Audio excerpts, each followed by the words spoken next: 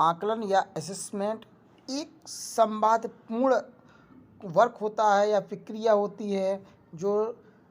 शिक्षक और छात्र के मध्य संपादित होती है। यह एक रचनात्मक प्रक्रिया भी होती है, अर्थात ये अपनी निर्माणात्मक अवस्था में होती है या रचनात्मक फॉर्म में होती है, अवस्था में होती है, या अर्थात इसमें हमेशा सुधार होता रहता है, अर्थात आकलन में हमेशा सुधार होता है। और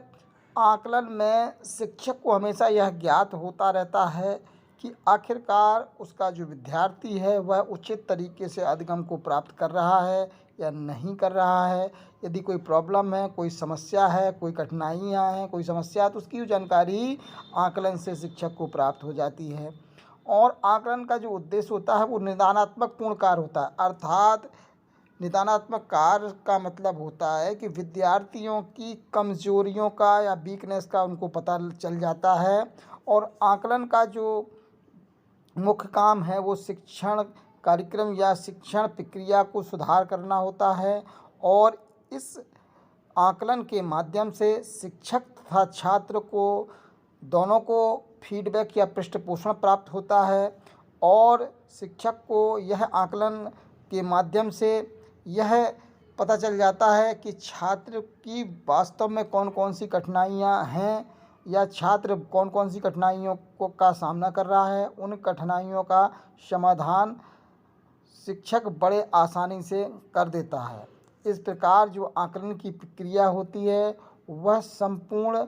शैक्षिक सत्र में संपादित होती रहती है, अर्थात वह संपूर्ण वर्ष भर चलती रहती है या संपूर्ण शैक्षिक सत्र में संपादित होती रहती है, चलती रहती है। आकलन की प्रक्रिया पढ़ने और पढ़ाने के साथ साथ चलती रहती है और इसमें हर समय सुधार किए जाते हैं और सुधार की प्रक्रिया चलती रहती है। आकलन में फॉर्मेटिव या निर्माणात्मक प्रक्रिया भी प्राप्त होती है, अर्थात ये जो भी तथ्य होते हैं वो हमेशा निर्माणात्मक फॉर्म में होते हैं आकलन में, यानी कि शिक्षक उसमें कभी भी सुधार कर सकता है और सुधार के माध्यम से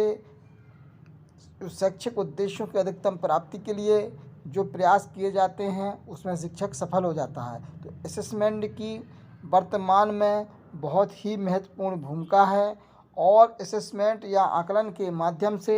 शिक्षक को अपने विद्यार्थियों के पूर्व ज्ञान, उसकी रुचि, उसकी आवश्यकता, नीड्स को, इंटरेस्ट को और उसके फ्री नॉलेज को वह अच्छे से जान लेता है और इस आधार पर उसकी जो समस्याएं होती हैं, कठिनाइयां होती हैं और उन निदानात्मक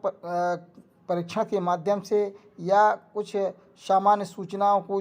जो शिक्षक पूछता है, बच्चों से, स्टूडेंट से पूछता है, उसके आधार पर वह निर्णय लेता है और छात्रों की समस्याओं, कठिनाइयों को दूर करते हुए उसमें सुधार करता है और शिक्षक तथा छात्र दोनों को वह इस प्रकार फीडबैक भी प्राप्त होता रहता है। और मैंने बताया कि जो शिक्षण की जो प्रक्रिया है, जो आकलन की जो प्रक्रिया है, आकलन वर्ष भर चलता है, पढ़ाने के पहले भी चलता है, पढ़ाने के पश्चात भी चलता है, अर्थात कक्षा में पढ़ाने से पहले भी असेसमेंट होता है, यानी पूर्व ज्ञान की जानकारी ली जाती है और कि भाई बच्चों को हम कैसे पढ़ाएं, क्या बताएं। लेकिन जब क्लास का समापन होता है तो उसके बाद भी आप असेसमेंट करते हैं कि आखिरकार वास्तव में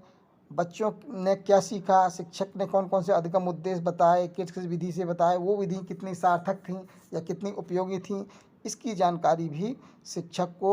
आकलन के माध्यम से मिल जाती है। और आकलन शिक्षक, छात्र तथा समाज सभी की दृष्टि से आवश्यक है। आज वर्तमान में असेसमेंट की महत्वपूर्ण भूमिका होती है।